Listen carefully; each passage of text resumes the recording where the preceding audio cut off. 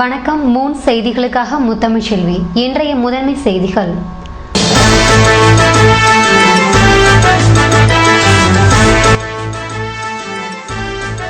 புதுவையின் பல்வேறு பகுதிகளில் கும்பாபிஷேகம். அதிகாலையில் இருந்து நடைபெற்ற சிறப்பு பூஜைகளில் பக்தர்கள் குடும்பத்துடன் பங்கேற்று பரவசம்.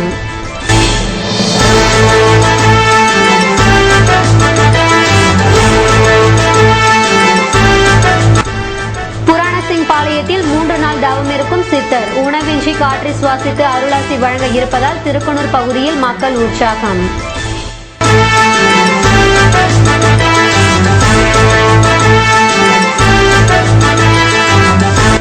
கொம்யூன் பஞ்சாயத்து ஊழியர் பொதுக்குழு கூட்டம். கோரிக்கையை நிறைவேற்ற வலியுறுத்தி அரசுக்கு நெருக்கடி தரும் வகையில் போராட்டம் நடத்த திட்டம்.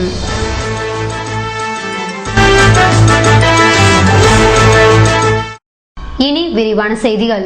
புதுவையின் பல்வேறு பகுதிகளில் ஞாயிற்றுக்கிழமை நடைபெற்ற கும்பாபிஷேக விழாவில் பக்தர்கள் பங்கேற்று பரவசம் அடைந்தனர். புதுவை வைத்திக்குப்பம் வன்னியர் பகுதி முத்தாலம்மன் கோவில் கும்பாபிஷேகம் ஞாயிற்றுக்கிழமை நடைபெற்றது. இதனை முன்னிட்டு கடந்த 2 நாட்களாக யாகசாலை பூஜைகள் நடத்தப்பட்டன. இதன் தொடர்ச்சியாக நடைபெற்ற கும்பாபிஷேக விழாவில் சட்டமன்ற உறுப்பினர் லட்சுமி நாராயணன், சுற்றுலா கழக தலைவர் வையாபுரி மணிகண்டன் மற்றும் அப்பகுதியை சேர்ந்த மக்கள் கலந்து கொண்டனர்.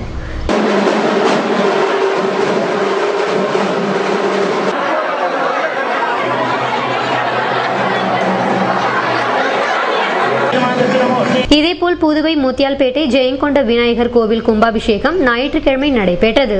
இதனை முன்னிட்டு கடந்த 2 நாட்களாக யாகசாலை பூஜைகள் நடத்தப்பட்டன. இதன் தொடர்ச்சியாக நடைபெற்ற கும்பாபிஷேக விழாவில் சட்டமன்ற உறுப்பினர் லட்சுமி நாராயணன், சுற்றுலா கழக தலைவர் வையாபுரி மணிகண்டன் மற்றும் அப்பகுதியை சேர்ந்த மக்கள் கலந்து கொண்டனர்.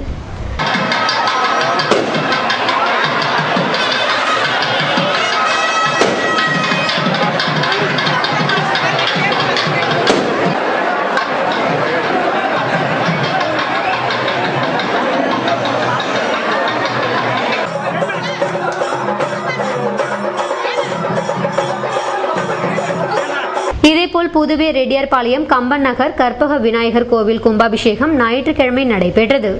இதனை முன்னிட்டு கடந்த 2 நாட்களாக யாகசாலை பூஜைகள் நடத்தப்பட்டன. இதன் தொடர்ச்சியாக நடைபெற்ற கும்பாபிஷேக விழாவில் முதல்வர் ரங்கசாமி, அமைச்சர் பன்னீர்செல்வம், நாடாளுமன்ற உறுப்பினர் ராதாகிருஷ்ணன் மற்றும் அப்பகுதியை சேர்ந்த மக்கள் கலந்து கொண்டனர்.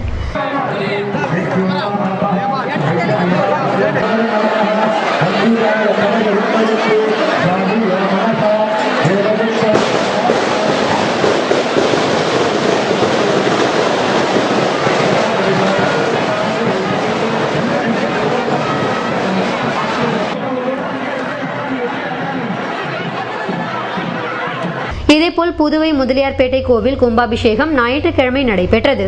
இதனை முன்னிட்டு கடந்த 2 நாட்களாக யாகசாலை பூஜைகள் நடத்தப்பட்டன. இதன் தொடர்ச்சியாக நடைபெற்ற கும்பாபிஷேக விழாவில் அப்பகுதியை சேர்ந்த மக்கள் கலந்து கொண்டனர்.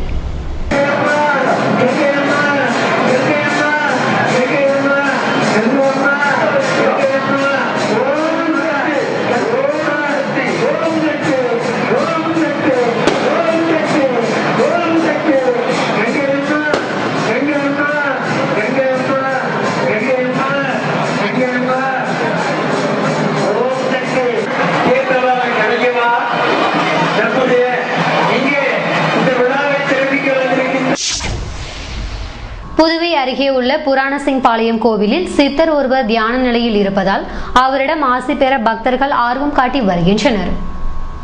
புதுவை அருகே உள்ள புராணசிங் பாளையம் ஓம் சக்தி வார வழிபாட்டு மன்றம் சார்பில் பங்காரு அடிகளாரின் அவதார திருவிழா மற்றும் சிவராத்திரியை முன்னிட்டு தேவானந்த ராஜ சித்தர் உலக அமைதி, தனிமனித வளர்ச்சி மற்றும் மழை வேண்டி நாடு முழுவதும் பாத யாத்திரையாக சென்று தவம் இயற்றி வருகிறார். இவர் இமயமலை செல்லும் வழியில் புராணசிங் பாளையத்தில் 3 நாட்களுக்கு தவம் இருக்க துவங்கியிருக்கிறார். உணவின்றி மௌனத்துடன் காற்றை சுவாசித்து 3 நாட்களுக்கு பின்னர் பக்தர்களுக்கு ஆசி வழங்கவிருப்பதால் இச்செய்தியை அறிந்த பக்தர்கள் அவரிடம் ஆசி பெற ஆர்வம் காட்டி வருகின்றனர்.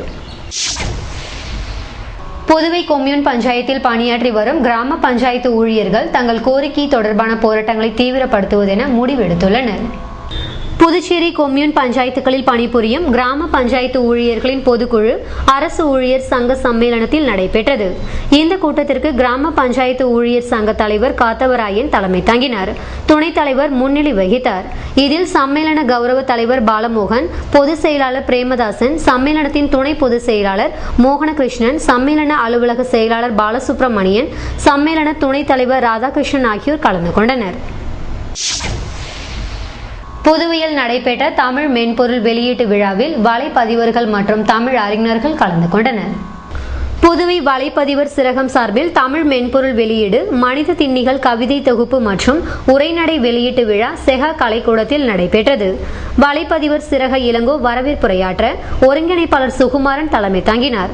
கனடாவை சேர்ந்த அந்தமில் கார்த்திக் பழனிவேலிற்கு தமிழ் மென்பொருள் வித்தகர் விருதினை அமைச்சர் தியாகராஜன் வழங்கி சிறப்புரையாற்றினார். தமிழ் மென்பொருளை மக்கள் உரிமை கூட்டமைப்பின் செயலாளர் சுகுமாரன் வெளியிட பல்வேறு இலக்கிய அமைப்பின் நிர்வாகிகள் வாழ்த்துரை வழங்கினர். இதில் தமிழ் அறிஞர்கள், வலைப்பதிவர்கள் பங்கேற்றனர். இதேபோல் சேவாலயம் அன்பின் வழி மருத்துவ மைய ஆண்டு விழா தமிழ்ச்சங்க கட்டிடத்தில் நடைபெற்றது. சேவாலய தன்னார்வலர் மதிவாணன் தலைமை தாங்க வழக்கறிஞர் வேல்முருகன், சமூக சேவகர் வினோத், தமிழரசி, தமிழ்ச்சங்க தலைவர் முத்து, துணைத் தலைவர் வேணுகோபால், தாகூர் கல்லூரி முன்னாள் முதல்வர் ராஜன் ஆகியோர் வாழ்த்துரை வழங்கினர். எதிர்க்கட்சித் தலைவர் வைத்திலிங்கம் விழாவினை துவக்கி வைத்து விருதுகள் வழங்கினார். அன்பின் வழி மருத்துவம் குறித்து ஜிக்மர் இணை பேராசிரியர் குணசீலன் உரையாற்றினார். இதில் புதுவையின் பல்வேறு பகுதிகளில் இருந்து பலர் கலந்து கொண்டனர். புதுவை அருகே உள்ள கரிக்கலாம்பாக்கத்தில் நடைபெற்ற இலவச மருத்துவ முகாமில் அப்பகுதியை சேர்ந்த மக்கள் பங்கேற்று பயன்பெற்றனர். டெஸ்ட் நிறுவனம் மற்றும் நியூ லைஃப் கிளினிக்கல் லேப் ஆகியவை சார்பில் இலவச மருத்துவ முகாம் கரிக்கலாம்பாக்கத்தில் ஞாயிற்றுக்கிழமை நடைபெற்றது. இதற்கு டெஸ்ட் நிறுவன செயலாளர் மோகன் தலைமை தாங்க தலைவர் பிரபு முன்னிலை வகித்தார்.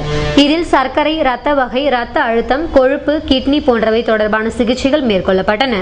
இதில் கரிக்கலாம்பாக்கம் மற்றும் அதன் சுற்றுப்புற கிராமங்களில் இருந்த மக்கள் பங்கேற்று சிகிச்சை பெற்றனர். இதன் தொடர்ச்சியாக மாலையில் கலை நிகழ்ச்சிகள் நடத்தப்பட்டன.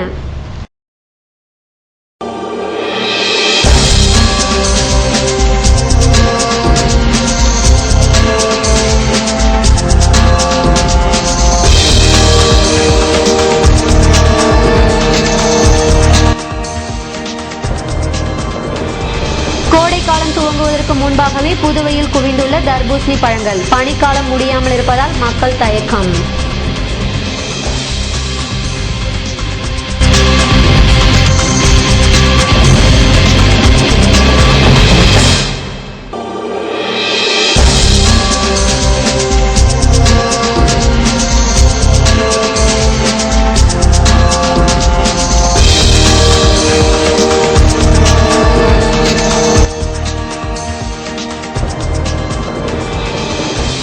நீர்நிலை பகுதிகளில் பறவைகளை வேட்டையாடும் கும்பல் மீது கடும் நடவடிக்கை, வனத்துறையினர் எச்சரிக்கை.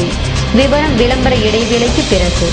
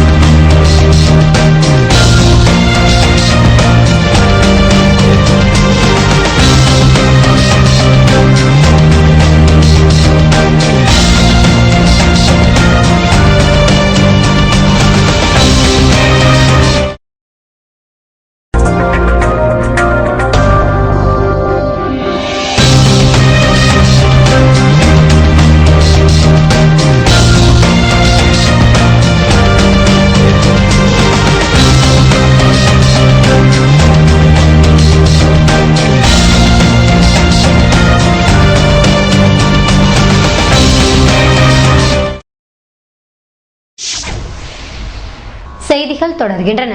புதுவை ரெட்டியார்பாளையம் கணிப்பொறி விற்பனையாளர்கள் சங்கத்தினர் நடத்திய தீவிர துப்புரவு பணியை அமைச்சர் பன்னீர்செல்வம் துவக்கி வைத்தார். புதுச்சேரி மாநில கணிப்பொறி விற்பனையாளர்கள் சங்கம் சார்பில் ரெட்டியார்பாளையம் காவேரி நகரில் தூய்மை இந்தியா திட்டத்தின்படி இன்று நகரை சுத்தப்படுத்தும் பணியை அமைச்சர் பன்னீர்செல்வம் தொடக்கி வைத்தார். திட்ட இயக்குநர் ஸ்ரீதர் மற்றும் சங்க துணைத் தலைவர் மகேஷ், செயலாளர் சிவா மற்றும் நிர்வாகிகள் கலந்து கொண்டனர். புதுவையில் கோடை காலம் துவங்குவதற்கு முன்பாகவே கிராம பகுதிகளில் இருந்து கொண்டு வரப்பட்டுள்ள தர்பூசணி பழங்களை வாங்குவதில் நகர பகுதி மக்கள் அதிக ஆர்வம் காட்டி வருகின்றனர். பருவமழை தீவிரம் கடந்த ஆண்டு குறைந்து விட்டதால் பனியின் தாக்கம் 2 மாதங்களுக்கு மேலாக நீடிக்கிறது. இருப்பினும் பகல் நேரங்களில் வெயிலின் தாக்கம் துவங்க ஆரம்பித்துள்ளது. வழக்கமாக கோடைக்காலம் துவங்கிய பின்னரே விற்பனைக்கு வரும் தர்பூசணி பழங்கள் இந்த ஆண்டு ஜனவரி மாதத்திலேயே விற்பனைக்கு வந்துவிட்டன. தமிழகத்தில் நிலவிடும் மின்வெட்டு பிரச்சினை போன்றவற்றால் விவசாயம் முற்றிலுமாக முடங்கி போன நிலையில் தர்பூசணி பழங்களை பயிரிட்ட விவசாயிகள் குறிப்பிட்ட காலத்திற்கு முன்பாகவே அறுவடை செய்ய துவங்கிவிட்டனர். இதனால் திருக்கோவிலூர் அருகே ஆலம்பாடி கிராமத்தில் பயிரிடப்பட்டிருந்த தர்பூசணி பழங்கள் மறைமலை அடிகள் சாலை, கடலூர் சாலை, விழுப்புரம் சாலை போன்ற இடங்களில் விற்பனைக்காக குவிக்கப்பட்டுள்ளன. வழக்கமாக பழத்தின் தோட்டத்திற்கு ஏற்ப விலை நிர்ணயம் செய்யப்பட்ட நிலையில் இந்த ஆண்டு 1 கிலோ 15 ரூபாய் என விற்பனை செய்யப்படுகிறது. வெயில் காலம் துவங்க உள்ள நிலையில் கிராம பகுதிகளில் கொண்டு வரப்பட்டுள்ள தர்பூசணி பழங்கள் உஷ்ணத்தை குறைக்கும் என்பதால் அவைகளை வாங்குவதில் நகரப்பகுதி மக்கள் அதிக தீவிரம் காட்டி வருகின்றனர். புதுவையில் வயல்வெளிகள் மற்றும் நீர்நிலை பகுதிகளில் வலை விரித்து பறவைகளை வேட்டையாடுபவர்கள் மீது கடும் நடவடிக்கை எடுக்கப்படும் என வனத்துறையினர் எச்சரித்துள்ளனர். புதுவையில் வடகிழக்கு பருவமழைக்கு பின்னர் நாரை, மடையான், கொக்குகள் போன்றவை இறை தேடி வயல்வெளிகளுக்கு அதிகமாக வர துவங்கியுள்ளன. இதனை சிலர் வலை விரித்து பிடித்து செல்வதாக வனத்துறையினருக்கு தகவல் வந்ததை அடுத்து வனத்துறையினர் வயல்வெளி பகுதியை கண்காணித்தனர்.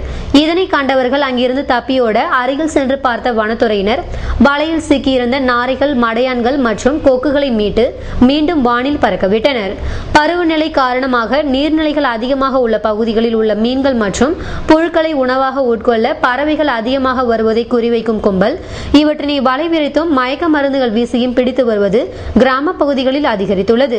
வனத்துறையினர் நாள்தோறும் இதுபோன்ற கிராம பகுதிகளில் அடிக்கடி சோதனை மேற்கொண்டால் இறை தேடி வரும் பறவைகள் வேட்டையாடப்படும் நிலைமை மாறும் என்று இயற்கை ஆர்வலர்கள் வேண்டுகோள் விடுத்துள்ளனர்.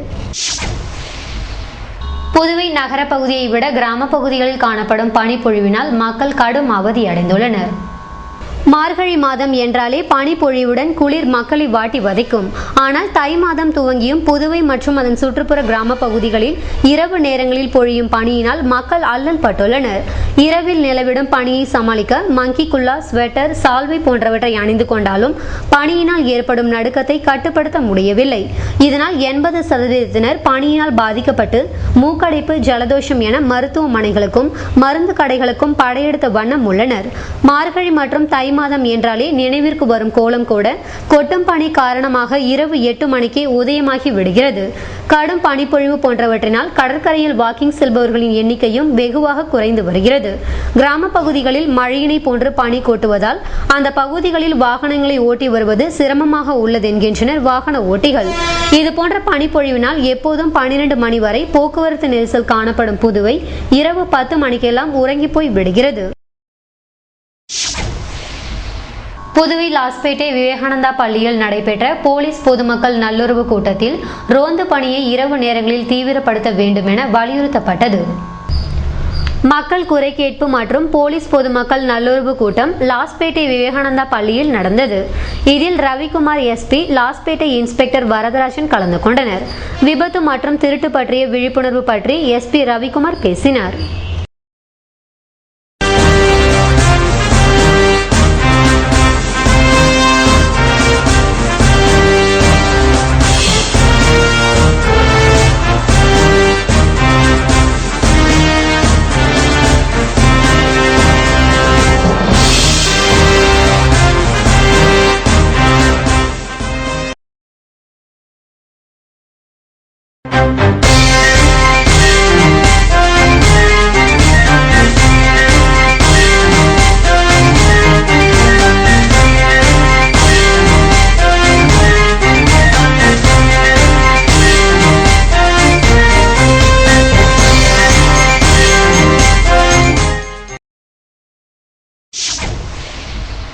செய்திகள் தொடர்கின்றன.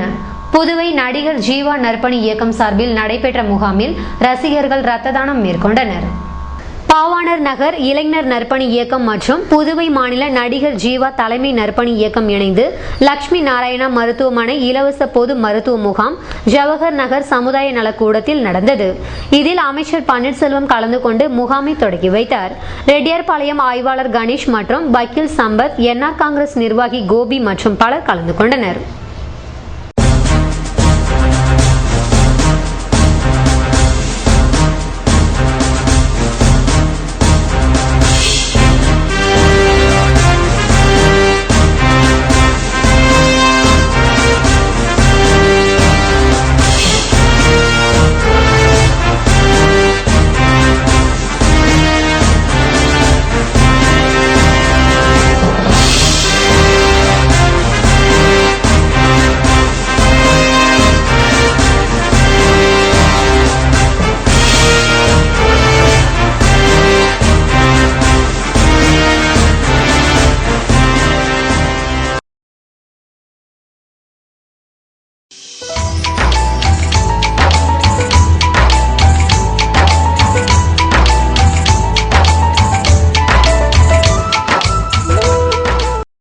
புதுவையில் இன்றைய வெப்பநிலை அதிகபட்சமாக 29 டிகிரி செல்சியஸாக பதிவானது.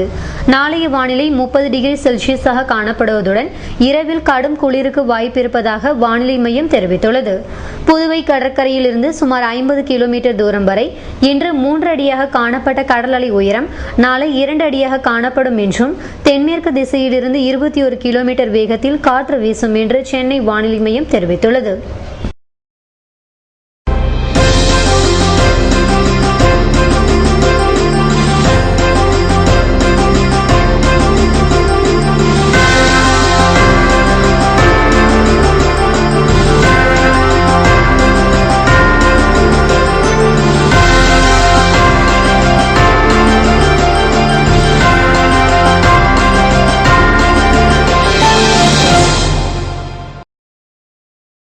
மீண்டும் இன்றைய முதன்மை செய்திகள்.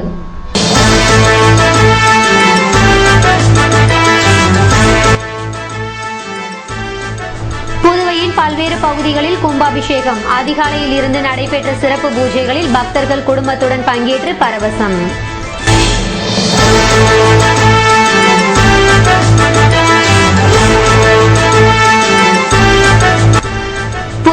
பாளையத்தில் 3 நாள் தவம் இருக்கும் சித்தர். உணவின்றி காற்றை சுவாசித்து அருளாசி வழங்க இருப்பதால் திருக்குனூர் பகுதியில் மக்கள் உற்சாகம்.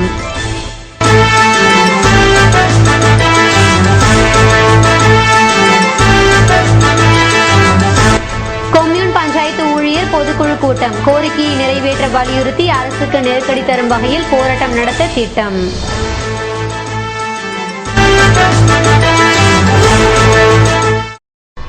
இத்துடன் செய்திகள் நிறைவடைந்தன. வணக்கம்.